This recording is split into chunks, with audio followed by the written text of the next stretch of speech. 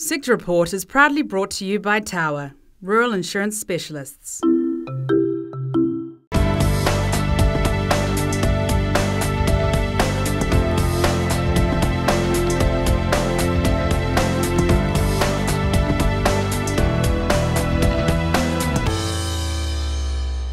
Welcome to Tower Sector Report. I'm David Beatson, and this week, making the most of our wall of wood. New Zealand forestry brought home a record $4.3 billion from export sales last year, and forest owners think we can do much better. How healthy is dairy farming? Dairy farmers are having a bumper spring, but new research shows that too many are putting their health at risk. And then, good old grassroots rugby. The farm was sort of our gym, you either fencing or shearing or, cutting scrub, all those sort of things. It was all hard work. While the Rugby World Cup celebrations are finally over, we move to the post-mortems and the preparation to meet the big challenge 4 years from now. We know we've got a great team at the top today, but how's the sport doing at the grassroots, the real breeding ground for the next generation of our rugby greats? Our Rural Affairs correspondent Drew Chappell has been doing some digging.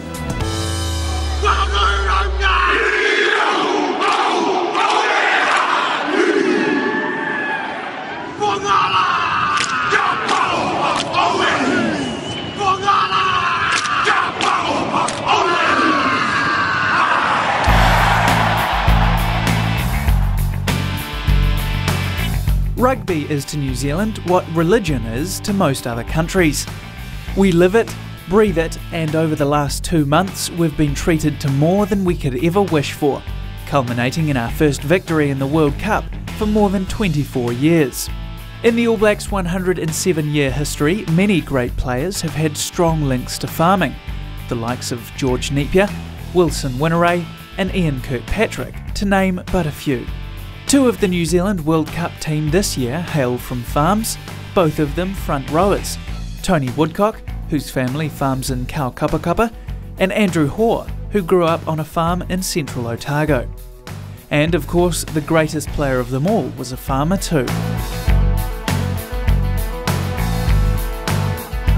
It may be the self-professed shearing capital of the world, but during rugby season, the small town of Tikawiti becomes Meadsville, so called after its most famous resident, All Black legend Sir Colin Pinetree Meads. It's simply recognition that in small towns like this one, rugby and farming go hand in hand. Colin Meads is somewhat of a deity in his hometown these days, although he admits at first rugby was just a way to enjoy himself away from the hard work on his father's sheep farm. My father was pretty keen on the family and they were all keen on rugby, and we used to pray for rugby to come round at the start of each season because we could get some time off for rugby, because that was, as long as it was rugby, we were allowed time off. Until his rugby career really took off, Colin was set to follow in his father's footsteps and take over the family farm. Of course, as fate would have it, things didn't exactly go that way. I was always going to be a farmer. My father was a farmer before us, and he had a smaller property, and as we left school he bought another 400 acres next door to it, and which was rough land, and we spent a lot of our youth breaking inland, on country that the tractors couldn't get on, and so we spent a lot of time cutting scrub in those days. Tikawiti is sheep and beef country, steep, rough and hot in the summer. It provided for both Colin and his brother Stan the perfect training ground for their rugby. Now modern rugby players are all work out in the gym and that sort of thing, and they're bigger and they say stronger, but I don't know about that. But the farm was sort of our gym, you were either fencing or shearing or, cutting scrub, all those sort of things. It was all hard work, and no matter what you did in farming, it was, in those days, more so than it is now, it was a lot of hard work. One story about his training that has made it into New Zealand folklore is that Colin used to keep fit in the off-season by carrying ewes up and down the King Country hills, 2 at a time. Colin says much of the story was dreamt up by some of those most prone to exaggeration, journalists. I was caught carrying a couple of sheep in behind a mob. We were taking them home to dip, and they'd been travelling a fair way, and it was a hot day, and a couple had packed up, and they weren't great big ewes or anything like that. They were young hoggets, and so I stuck one under each arm, was carrying them up, and a press photographer was there and took photos of me carrying these sheep. And the article revolved around that's how I was training, but it wasn't part of training, no.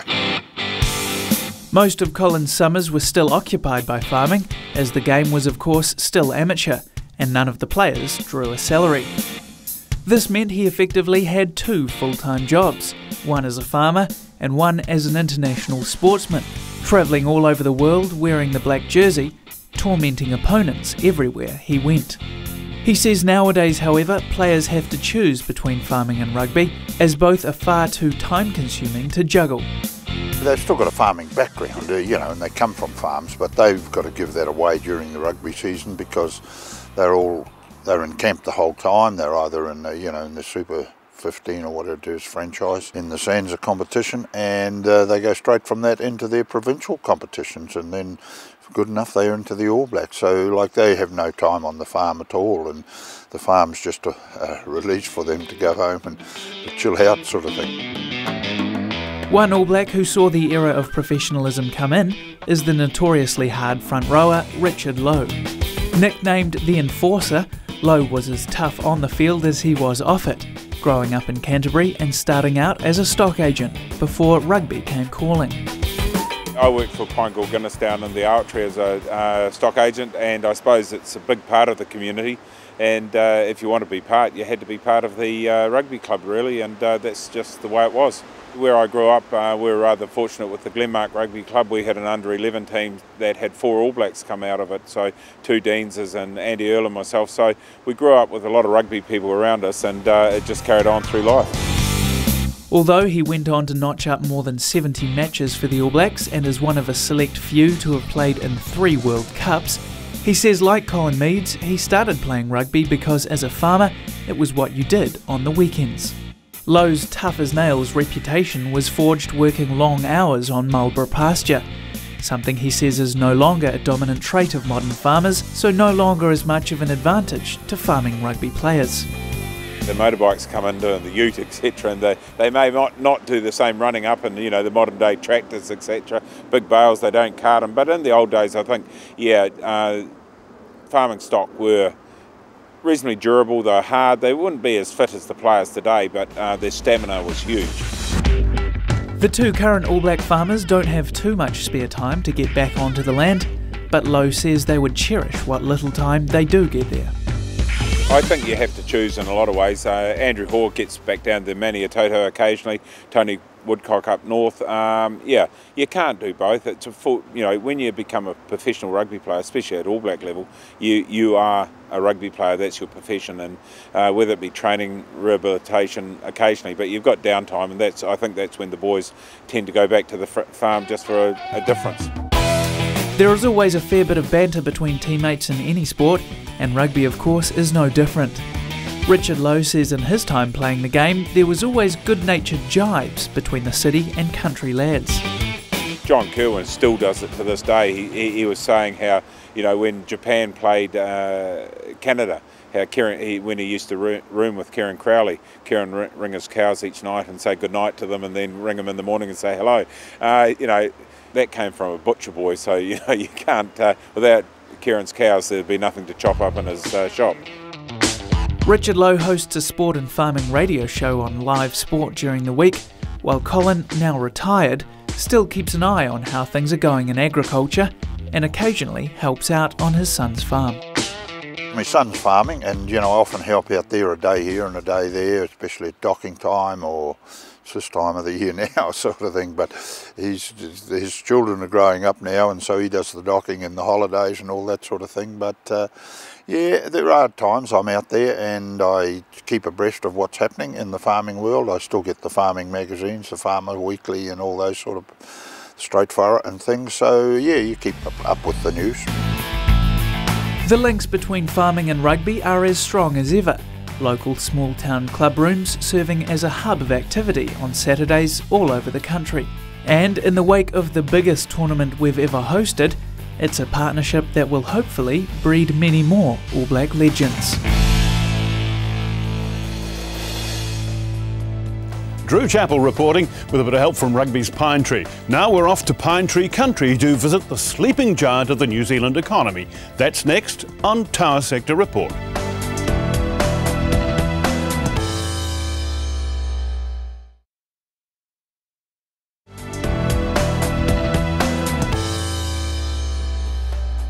Welcome back to Tower Sector Report. Well, New Zealand's forest exports have just recorded their 9th straight quarter of growth in a row. Forest products are our 3rd biggest export earner, directly employing more than 20,000 people today. But by 2025, forest owners can see their industry at the top of the tree, earning more than 3 times the $4 billion they brought home in the last year from that vast wall of wood that's coming to maturity. But there are some buts that have to be addressed before that can happen. Here's the president of the Forest Owners Association, Peter Berg. Peter, thanks for joining us. Let's start off by taking a look at the current health of the sector. You've just reported your 9th consecutive quarter of increased forest production. Now, that must be some kind of record. It possibly is. I think, as people are probably aware, all the stars have sort of lined up perfectly for us. We've got the China market and other Asian markets running fairly hot for the last 2 or 3 years, and that has sort of coincided with the wall of wood. We've the so-called wall of wood. This is the huge maturity of forests. Just about, you must be just about in the thick of it now, really. Yeah, we really are. We've got production building very nicely to that. We've got big markets, and then we've got a whole lot of other factors started coming into play. But not as much processing as you'd like. No, but not as much processing. So about 40% of our harvest is currently going offshore as logs, and as you can imagine, shipping logs is not the most efficient way to do things. But the truth is that those shipping logs at the moment is very profitable business. We've had record prices from China for the last year or two, and exporting logs has become a $1 billion, in fact it's approaching $2 billion business. So but in all seriousness, could we actually be competitive in the processing sector against the end market processing capacities that exist in Asia? Yeah, that's part of the difficulty, of course, that we do struggle to be competitive, and what we're seeing is some people looking at the alternative, and you're seeing it not just in the forestry sector but in all sectors, actually processing, manufacturing in China and then re-exporting from China. So that same sort of thing is happening with forestry as well. Well, one of the other elements, of course, which tends to dilute the New Zealand benefit from the wall of wood is the fact that we've got quite a significant amount of overseas ownership, and it seems to be a continuing trend. Yeah. What's the general industry attitude towards that? Good thing, bad thing? Well, I think it's good, and we should be reasonably pleased about it from a New Zealand perspective. It means that people are comfortable with investing in New Zealand. They're finding that our economic policy is encouraging, and people are investing in forestry for a number of reasons. One is that obviously it is a good area to invest, but there's also a lot more of what you'd call ethical investment. People are realising that forestry and forest products are good for the environment. They're good for the future of the world and the environment we live in. So we're actually starting now to get people that are investing not just for economic reasons, but are investing because there's a feel-good factor about it as well. Yeah, that feel-good factor, I guess, would spring from the fact that you're the carbon sink. Yeah, but I mean, there is some uncertainty now around the timing of ETS coverage of agriculture. How does that actually affect you in forestry? Yeah, well, the ETS the philosophy is about trading. It's about emitters, polluters, having to compensate for their emissions by buying credits from people who are doing exactly the opposite, sequestering carbon. And if, in New Zealand's case, we're a little unique, but 50% of our emissions roughly are coming from agriculture. So if you've got 50% of the market not included, then the whole ability to trade is somewhat limited. And I think we share the view of the review committee that have just reported on the ETS, that having everybody participating, even if it's only in a small way, helps them to engage in the process and actually start to change their process. Are you worried about this this new certified emission reduction units issue, where emitters who destroy greenhouse gases in their industrial processes get into some sort of zero-sum game, and literally it turns into funny money trading? Yeah. It's certainly unfortunate that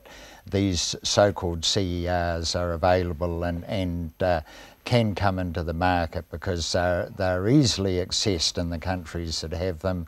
They're sold very cheaply, and they do diminish the price of carbon very significantly. But they don't actually seem to do anything at the end of the game. No. You destroy a greenhouse gas by creating another one. Just sort of swap it round a bit. Yeah. And yet somebody collects a carbon credit on the way through. That's right. So you're actually, you've got the government reviewing that question now, and you are urging them to address the issue and to actually say, no, we don't want this kind of trading as part of the scene. Yeah, we were very impressed that within weeks, or within days really, of the review committee report coming out, that the government did proceed, and the Ministry for the Environment has released a discussion paper, a consultation paper on this issue, and we think we're heading in the right direction. Other countries, Europe, Australia, have already essentially banned CERs, and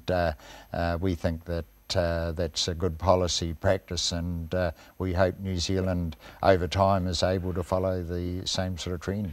Quick question, Kyoto protocols expire next year, so do you want a Kyoto 2? We need consistency, I think, is the important point. New Zealand foresters have had a lot of change in philosophy over the last few years, and if you want people to invest and make a 30-year investment, they've got to have a consistent policy. So yes, we hope that whatever emerges after 2012 is a consistent policy. It provides stability for forestry investors, and we're already seeing other countries moving in this direction.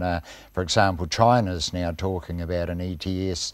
In the United States and Canada, a number of the states have got emissions trading practices in place. The Australians. So you've got some cause for optimism. So we've got some cause for optimism, and but at the end of the day, it's about having stable policy. I think that's what's important. Peter Berg, thank you very much. You're welcome. Peter Berg, President of the Forest Owners Association. Well, dairy farming's great for the country's wealth these days, but is it good for the farmer's health? That's next on Tower Sector Report.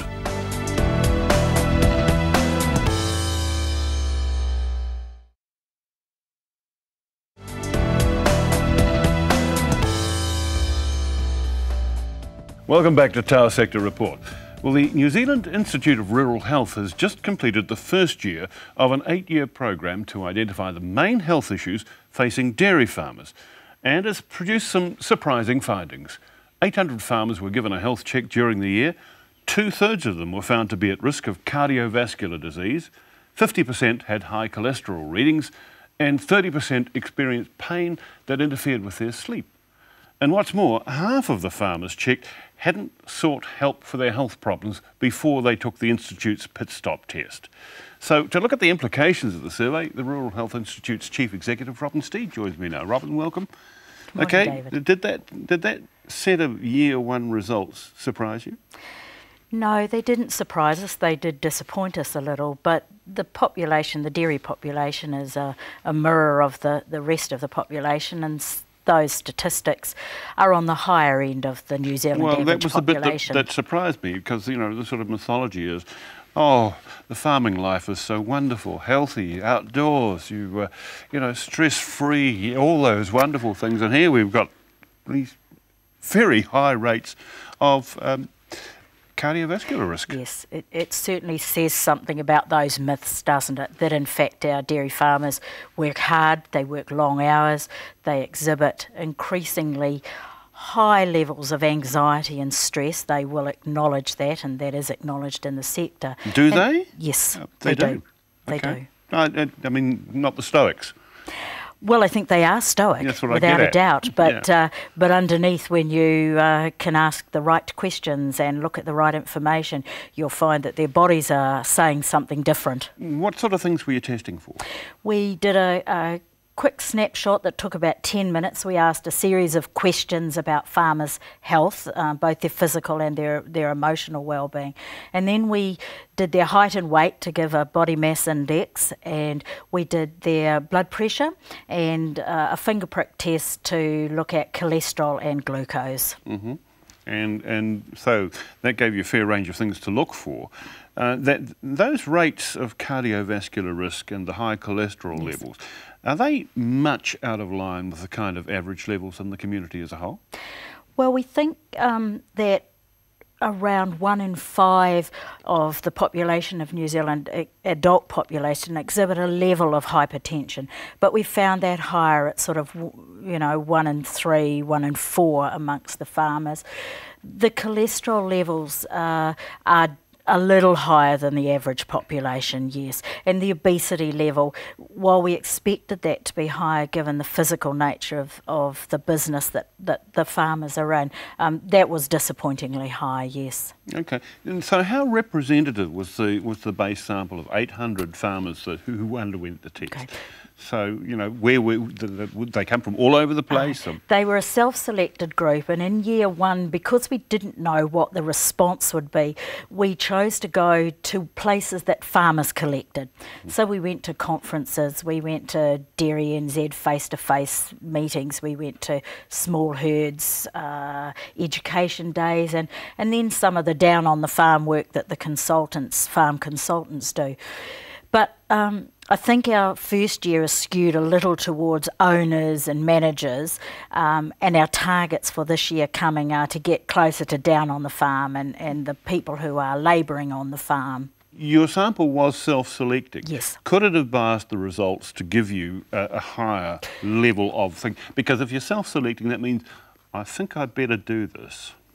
Well, yes, and I think, is there an inherent bias in the methodology? Yes, I think there is. As the sample grows, I think that we can say with more legitimacy this is representative, and so our target's to keep those sort of same numbers going for the next 5 or 6 years. Well, we focused on the negatives. Were there any positives? Oh, yes, absolutely. We now have 800 plus farmers in New Zealand who are alerted about their own health status. Okay. What's the follow-up from the checks if you actually detect somebody with a health problem? All right. The immediate follow-up was to discuss results with people and to give them some written information that they could take away and digest a little. Did they go and do anything about it? More importantly, we said to them, we think your results are such that you would be wise to see your GP or health practitioner and follow up on those results.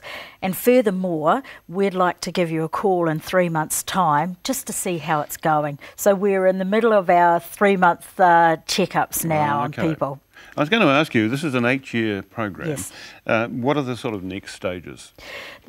The health pit stops are but one part of this health and wellness strategy that Dairy NZ is putting. So at the same time we are looking at carrying on with the pit stops and doing some longitudinal work, because the purpose, while it's nice to give people a snapshot about their health, the real purpose about the pit stops is to try to raise awareness in farmers such that they will take some ownership and so you want to track it over time. And then we're looking at the aspects of emotional well-being, because the sector is talking about stress and anxiety a lot. So we're looking at the development of some tools, some self-help tools. Now tell me, prices have been pretty good lately. Has the stress gone down?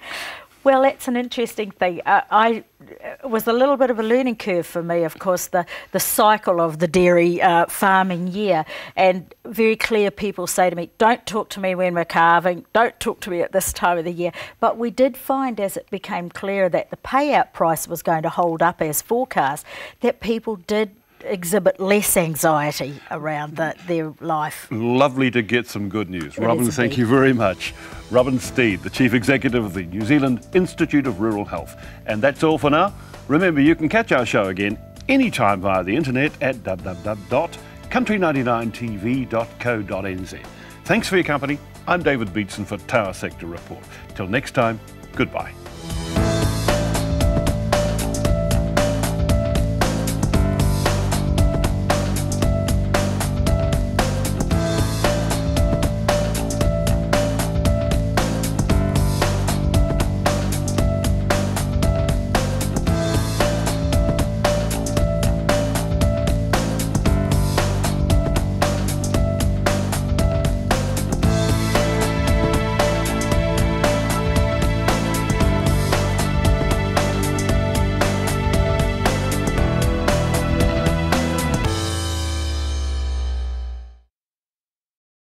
Sector Report was proudly brought to you by Tower, Rural Insurance Specialists.